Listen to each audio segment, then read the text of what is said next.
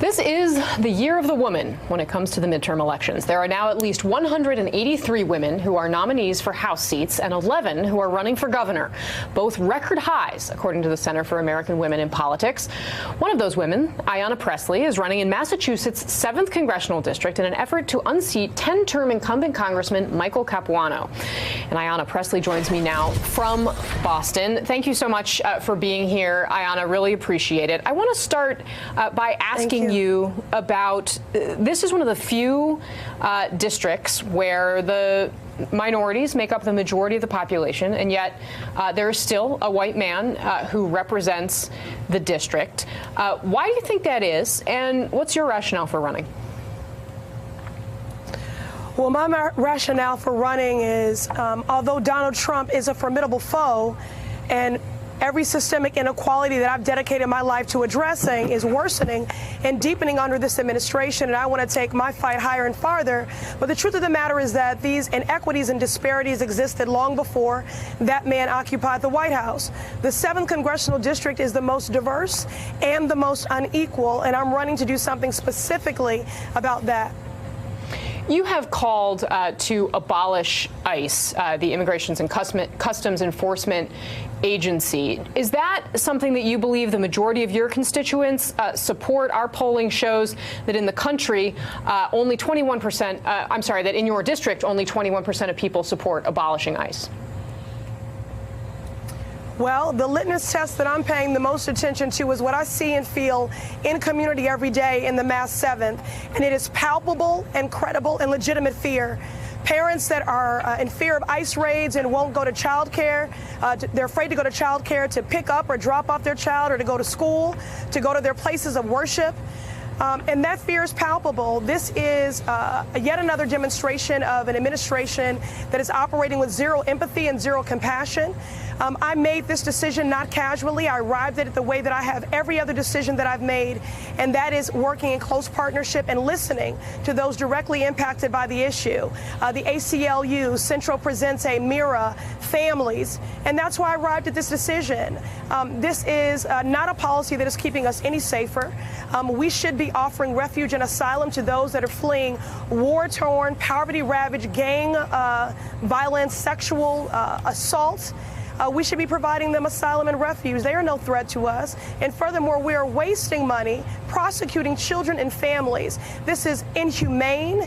It is brutal. And again, it is another demonstration of the racist, bigoted policies coming out of this White House every single day. A zero tolerance policy informed by zero empathy and zero compassion. Now, listen, there are many agencies that operate with inefficiencies.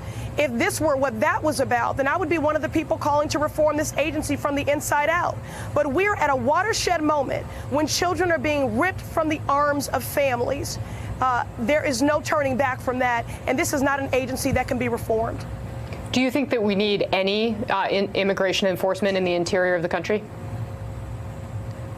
Absolutely. But what we need, this is, again, we are diverting resources by prosecuting children and families when we could be investing in keeping us safe from drug trafficking, gun trafficking, human trafficking. This is not a national security issue. This is what the Trump administration does. They solve for a crisis by creating a crisis, so they are very consistent. What we need for the 7th especially is for a path to citizenship, comprehensive immigration reform, to support TPS holders and DACA recipients. I would not have voted to invest $1 in a Trump hate wall. We don't need to be protected from immigrants. We need to be protected from this president. So we need a Clean Dream Act. I will never support the negotiating and bartering of the lives of children. The Congressional Black Caucus unanimously supported your opponent in this race. Why do you think that is? And do you think that you would want to join the organization if you're elected? Well, that's inaccurate. The Congressional Black Caucus PAC endorsed my opponent, which is a group comprised of 12 members, 6 lobbyists, and 6 members, most of whom were unaware of the endorsement until they read about it in the newspaper. take great pride in every member of the Congressional Black Caucus. I don't take any of this seriously. They have inspired me in my own run. Many of them were considered to be long shots, disruptive candidates challenging the status quo, and they have certainly proven that with their own disruptive candidacies, that it has led to greater progress for our country. So I don't take any of this personally. I am the underdog. This is the first time the 7th has had a choice in a generation. This is a 20-year formidable incumbent. I knew I would be out fundraised and outspent and out endorsed, but I'm focused on the people, and we see a movement and community being built every step of the way. And further, for those that might consider my candidacy to be one that is not only disruptive, but perhaps even traitorous in a dark blue state like Massachusetts, I think we are meeting head on the challenge and the charge of 2016, and that is to ignite the electorate and to expand it, and that is what we are doing. And finally, can I ask you about your own Me Too story? You spoke out about your own experience on that front. What was it like to go public with that? Do you have any regrets? And what did you learn for people who are struggling in the Me Too movement to speak out about their own experiences?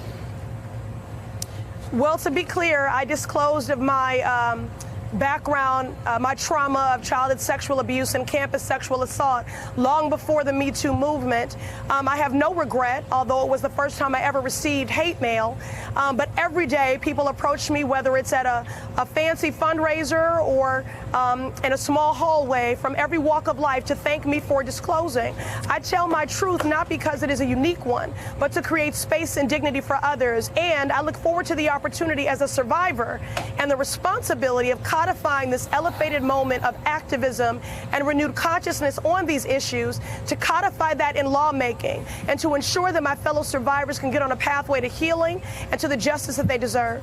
Ayanna Pressley, thanks so much for your time tonight. Really appreciate it. Thank you. Hey there, I'm Chris Hayes from MSNBC. Thanks for watching MSNBC on YouTube. If you want to keep up to date with the videos we're putting out, you can click subscribe just below me or click over on this list to see lots of other great videos.